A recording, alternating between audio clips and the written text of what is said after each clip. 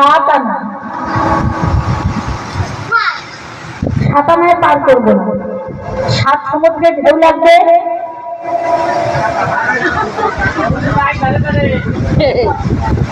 শোনো শোনো মাঝি, তুমি যদি আমাদের পার করে না দাও, আমরা গিয়ে কংস মহারাজের কাছে নালিশ করবো।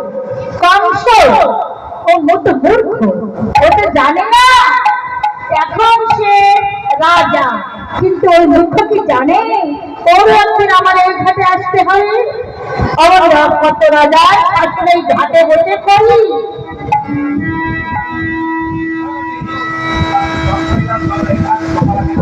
আরে এখন জমা রাখা তো দূরের কথা, আমাকে পছন্দই করে না, একে বাঁকা তিনে বাঁকা পছন্দ করে না।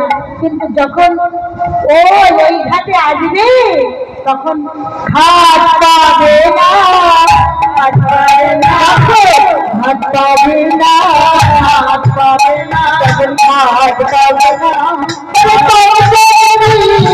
ঘাটে আসবে ঘাট পাবে না, বংশ দেবী ঘাট পাবে না, ঘাট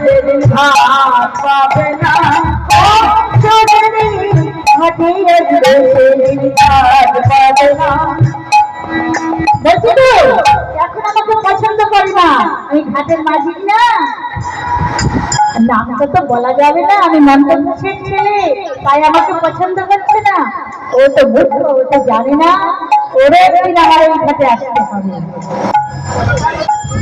ও মাঝি, তুমি সাত আনা দেবে না বলছো, আমরা তোমাকে এখন আট আনা করে দেবো, পার করে দাও।